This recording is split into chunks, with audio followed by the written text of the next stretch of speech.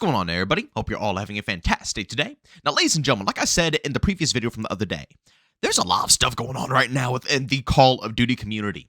Now, in the previous video, it was a little mixed, kind of 50-50. You know, there were some positives and there were some negatives. But in today's video, I'm going to be discussing something that I think is a massive, massive W. No negativity whatsoever in today's video. Honestly, all the news that I'm going to be sharing with you guys is going to be phenomenal. But ladies and gentlemen, as always, before we go ahead and dive deep, if you guys are interested in more content just like this, don't forget to subscribe and hit that bell. I post daily here at 8 in the morning Eastern Time. And last but not least, I will be live streaming today, starting around 12 to 1 p.m. Eastern Time over on Twitch. If you guys are interested, you want to hang out with me, or of course hop into the open lobbies, you can find a link to my Twitch channel down in the description of this video. Alright, so once again, in today's video, we're going to be discussing another post from the Ghost of Hope, and like I said in the previous video, he is a pretty dang reliable leaker when it comes to a lot of Call of Duty information.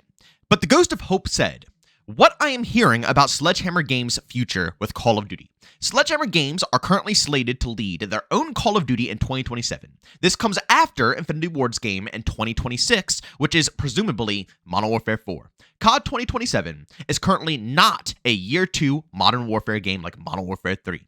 Unclear as of yet if it's possibly Advanced Warfare 2 or something new.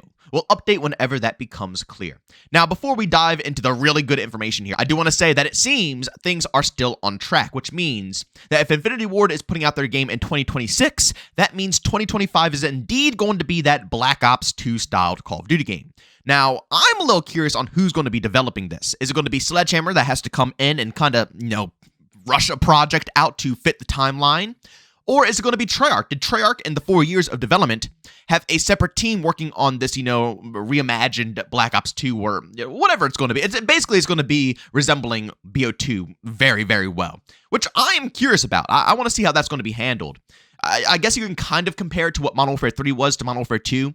The next game is kind of going to be transferring pretty well from what we have right here with Black Ops 6 over to the Black Ops 2 styled game. So it seems like the timeline is still intact.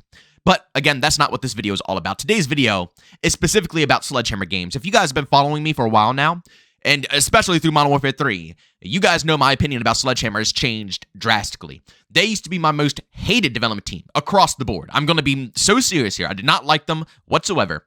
But I will say, during Vanguard, although I didn't really play that game that much, and in World War II, they gave a lot of good communication. Let's be honest here. They are the first and only development team to actually step out of their comfort zone and overhaul the whole game just for the community. As we all know, Infinity Ward and Treyarch would never do such a thing. You know what I'm saying? If the game was, received very poorly, I don't think we would see any of them change. I like Black Ops Cold War, let's be honest. The streak system was horrible. It was the worst thing known to mankind. You had noobs getting the most insane streaks and a bunch of freebies handed to them. It took the whole reward feeling out of getting streaks.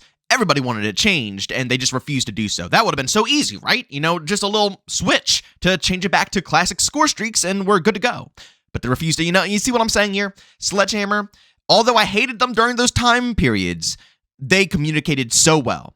But with Modern Warfare 3, they completely changed my perspective. Not only did they come in with their classic style communication, but boy, oh boy, did they make an absolute banger of a game. Modern Warfare 3 was phenomenal. And if it wasn't for skill-based matchmaking, I am going to stand... I know, I always get so much hate. I got hate throughout the whole life cycle of Modern Warfare 3. I was praising the game nonstop, and every single day I got called a shill. Making YouTube content is honestly freaking hilarious, because you'll see the most, outlandish comments on this whole platform. But again, I got bashed the whole year for enjoying Modern Warfare 3. But I don't care. I give zero craps about what anybody has to say about it. I think Modern Warfare 3 was a really good title. And if skill-based matchmaking was not in that game, it could have been I wouldn't say it's better than the OG classics, but out of the previous games that we just got, it is the closest to something that we can get. That is a good merge of classic Call of Duty gameplay and this new generation of Call of Duty. We all call it TikTok brain rot, but, it's real. People want a very fast-paced, action-packed game compared to what we had back in the day. I mean, even Black Ops 2 and Black Ops 1, some of the most, outstanding Call of Duty games made by Treyarch, were way slower than what we're playing at current date, right? Completely different games. But Modern Warfare 3 did a good job at balancing the classic idea of what Call of Duty is and merging it with the, what the norm is nowadays. The fast-paced action that everybody's craving out of the Call of Duty franchise. A very good job. But ladies and gentlemen, let's be real here. Although Modern Warfare 3 was freaking outstanding, it is a miracle game. It is absolutely a miracle game. The fact that it turned out the way that it did, and it was as fun as it was a miracle. And honestly, I think that the campaign had to lack a little bit because they put more resources on the multiplayer side of things. I mean, year after year after year, we were complaining that Warzone is taking over and multiplayer got no love. And for the first time, multiplayer got an equal amount, if not more love than Warzone. It was phenomenal. Sledgehammer cared about us. It was great, but other things lacked. It was one of the worst campaigns ever put together. I mean, if you heard the information behind the scenes, you know that they didn't even know if this game was going to be considered DLC or a full-fledged out title. Like, at all. They were constantly, that idea was constantly at the back of their heads, where every other development team out there knows right away, you know, when they're beginning their cycle of developing the game and they have 3-4 years to put it together, they know what it's going to be. They know it's going to be a full-fledged out game. Sledgehammer, no. They didn't know if they were just making a little DLC to Modern Warfare 2 2022 or if Activision wanted to expand that and make it a full-fledged out game. They were just guessing at that point. And all of the design decisions that they put in to Modern Warfare 3, they had to fight for. They constantly had Infinity Ward right behind their ears, barking out orders and hyper critiquing every single thing they wanted to implement into the game. It was insane. Insane. Like, they couldn't do anything, yet they still got it to be one of the most fun games we have ever witnessed. Like, they went through the trenches, ladies and gentlemen, and I can't tell you how bad I feel for them. Because Vanguard, they got the similar treatment. They had to go through the trenches for that game. You know, like, they can't catch a break. A lot of their games are DLC at this point. When people look at Sledgehammer, they see a side studio. When in reality, they're not. They're a main studio, guys. Like, it's not like back in the day where it's just Treyarch and Infinite. No, Sledgehammer is a main dev studio working on Call of Duty games. It's Treyarch, Infinity Ward, and Sledgehammer. But nobody views Sledgehammer as a main team, right? Like, after all of these games, they are always considered the side team. It sucks, but it's the truth. And they don't deserve that treatment. I'm saying it right now. They don't deserve that treatment. They are hands down the best development team out of all of them when it comes to communication and their focus on making sure that the 6v6 side of things shines. Now, again, Treyarch can turn this around with Black Ops 6. We're not even, that deep into the game. We need to go months and months and months to see if they can keep up with what, Sledgehammer did. But, compared to all the other games and what Sledgehammer put together, they care the most. Yet they still get treated the absolute worst. They needed this. And for anybody who doesn't know, there were rumors, leaks that were going out around the end of Modern Warfare 3's life cycle that we did mention on this channel. For people who've been viewing me for a long time, you probably already know about this. But there are a lot of newcomers, so for the new guys, they went to Activision and I don't want to say forced or, bitched at Activision, but they requested to have a full development cycle, right? They want their own game. They're tired of making, quote unquote DLCs, side projects. No, they want to have a full amount of time to put together their own project.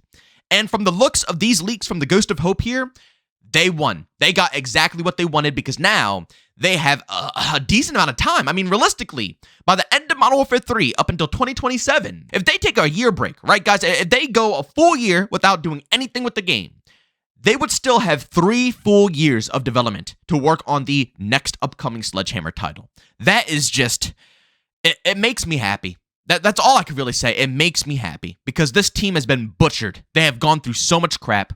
I know people on this team. I know people who are with Sledgehammer, and they are so passionate. Out of all the teams I've ever, covered, or any games I covered from these teams, Sledgehammer's always in it for the multiplayer side. Their people care. They really care about 6v6. And again, maybe Treyarch does as well. They can prove it to us during Black Ops 6. But I can for sure guarantee with Black Ops Cold War, Modern Warfare 2019, all those other games, they didn't care. Warzone was the bread and butter for a lot of these teams, whereas Sledgehammer still showed us that 6v6 matters. And it matters to the people making the game as well. But ladies and gentlemen, one last thing I want to discuss with you guys is the possibilities of an advanced movement Call of Duty game entering the franchise again. I'll be real. The way Activision, or maybe the developers are doing this intentionally, but the way they're handling the launches of these games kind of resembles OG classic COD. Like going from the World War II games to, our modern day game, Call of Duty 4. And then, shifting over to the Cold War era with, Black Ops 1. kind of similar, right? We had Modern Warfare 2019 going over to, Call of Duty Black Ops Cold War, so on and so forth. And, but then we had Vanguard. I don't really know why we had Vanguard after World War II. Again, from the rumors around that time, we had Vanguard because Modern Warfare 2 2022, Activision wanted to give them extra time to cook. That's why a lot of, people come up with the idea that Activision was playing favoritism with Infinity Ward because they just get so much time to work on games. And Sledgehammer, as always, gets thrown under the rug. And instead of being able to, work on a project, they have to rush something out to benefit other studios. But, just the lineup, going back over to another modern day game, Black Ops 6 here isn't completely like Black Ops 2. It's not as futuristic or quote unquote futuristic because technically we are in the time frame right now, current day, live here, IRL, where Black Ops 2 was placed back in the day. But still, you get the idea. But again, if the timeline stays intact, we are going to be seeing the Black Ops 2 style game coming up next, right? So we're going to have that, and then we're going to have another Infinity Ward game coming up next, right? Which is like Call of Duty Ghost back in the day. If things keep lining up this way, I would not be shocked if we see an Advanced Warfare 2. Now, hear me out. Hear me out. I'm not angry about this whatsoever. I just hope they balance it and don't force jetpack games every single year. That's all I request. Because the jetpacks were fun. It's just, it was too much. It was too overwhelming to have it 3 years in a row with no breaks of going back to a boots on the ground game, right? You would have to jump back to an older title to play, but people wanted something fresh and new as a boots on the ground game. It's one of the main reasons why Infinite Warfare got so much hate, because when it loaded up the trailer and everybody said, oh, jetpacks, no, right? Again, nobody even gave it a chance. Nobody gave it a chance. Right out the gate, people dislike bombed it because it was another jetpack game. And it was so bad to the point that they remastered Call of Duty 4, Modern Warfare Remastered, because, they needed that game to give us some type of boots on the ground to kind of mellow people out because it was too much jetpacks in a row. We don't want that scenario happening again. Because again, as I always say, Infinite Warfare wasn't a bad game in my personal opinion. I think it was very fun, but it got so much hate because of the fact that it was just another jetpack game. We don't want that. We don't want any Call of Duty game getting unnecessary hate. We want to critique them all fairly, but the only way to do so is don't overwhelm the community with too much of this playstyle. Down to its core, Call of Duty has always been a boots-on-the-ground style game. Jetpacks are a fun addition, but it shouldn't be something that is so frequent that it changes, honestly, it changed, in my opinion, jetpacks changed the course of COD and the pacing of COD altogether. Call of Duty 4 up to Ghost, there was a set pacing to Call of Duty. Am I right or am I wrong? And then we had the jetpack era, and World War II came out, and then everybody complained about World War II being too slow to the point where when they overhauled the game, they added in a limited sprint to make people happy, and then people started liking it, right? Then people were happy again. But World War II, how it was before, that was OG COD. You couldn't have a limited sprint unless you used perks and stuff like that. But people despised it. That was like one of the most top tier talking points for World War II, was that you couldn't run as much as you'd wanted. But that was something that was introduced basically with the jetpack era. You see what I'm saying here, ladies and gentlemen? I think jetpacks really changed the course of COD and how people play Call of Duty and what they want out of Call of Duty. But I'm getting off topic here. Maybe that's a whole different video. At the end of the day, I'm excited for a potential Advanced Warfare 2, but I hope they don't go overboard. We don't need 50,000 jetpack games.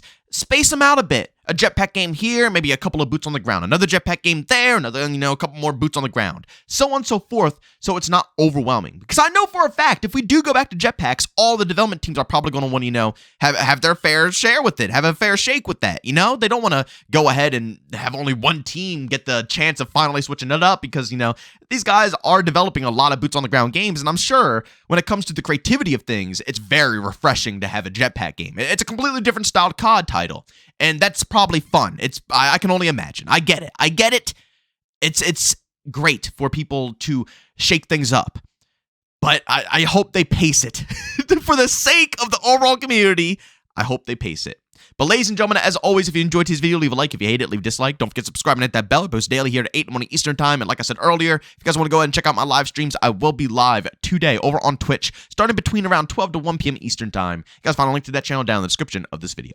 But as always, thank you for tuning in, and I'll see you all next one. Peace out.